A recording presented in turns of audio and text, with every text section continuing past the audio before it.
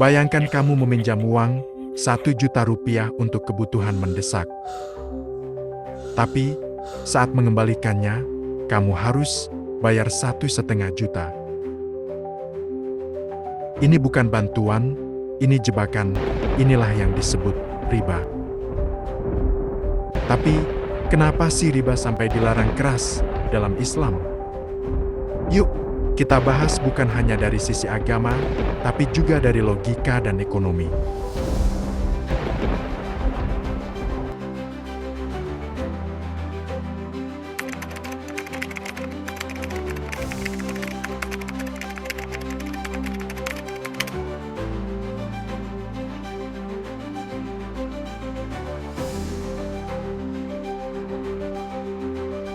Tolong minta pinjaman 1 juta rupiah. Setuju.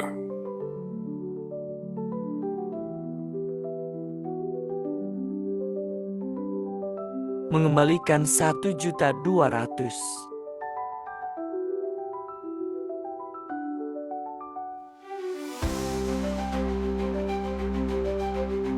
Dalam sistem riba, si peminjam harus mengembalikan lebih dari yang ia pinjam. Tambahan inilah yang disebut riba.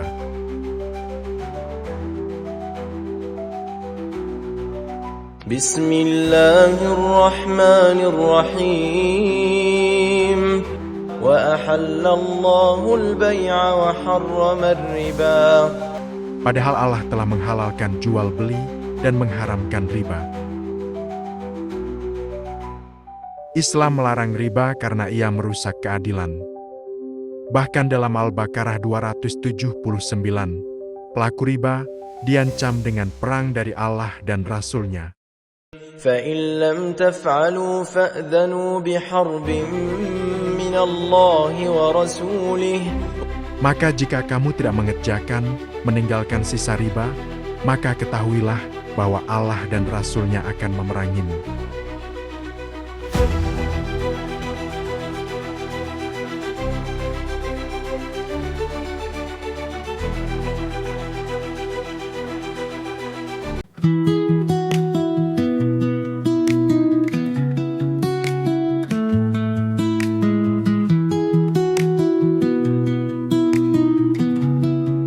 Dalam riba, yang kuat makin kuat, yang lemah makin tertindas. Riba menciptakan ketimpangan yang tidak adil.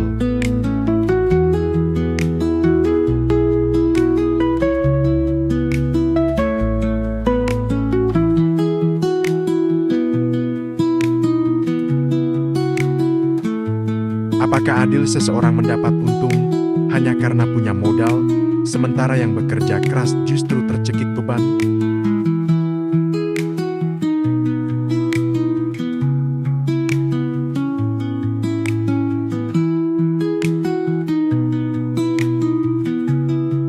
Riba menciptakan lingkaran utang yang menjerat banyak orang tanpa jalan keluar.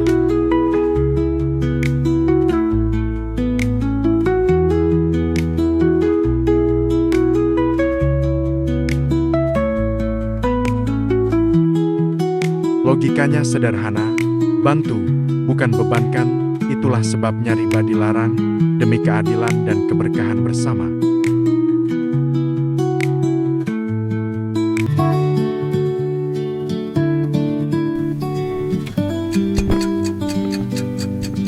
Bagi individu, riba adalah beban yang terus menumpuk, semakin lama, semakin berat untuk lepas.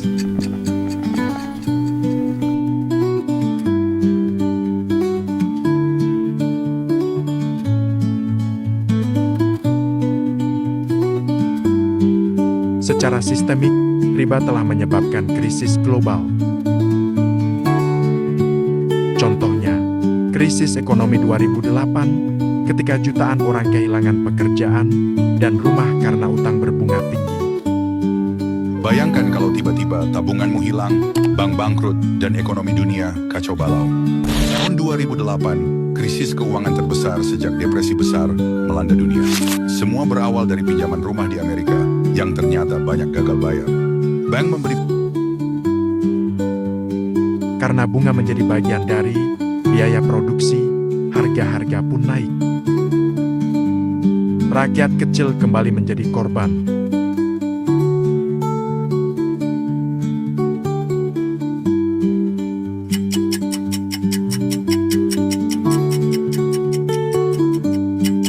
Dari individu sampai negara, riba menjebak dan menggoyang fondasi ekonomi.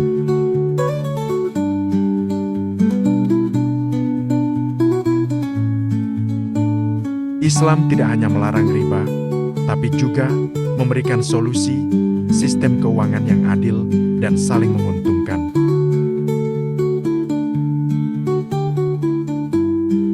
Dalam mudharabah, investor dan pengelola usaha berbagi untung dan risiko, tidak ada bunga, tidak ada tekanan sepihak.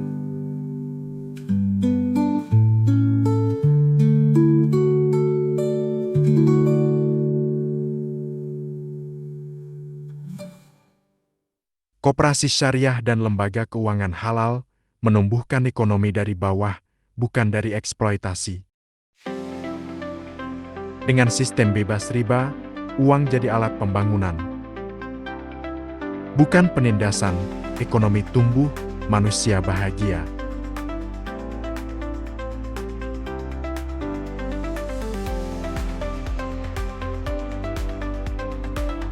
Jadi, larangan riba bukan hanya soal agama, tapi soal keadilan, kemanusiaan, dan stabilitas ekonomi.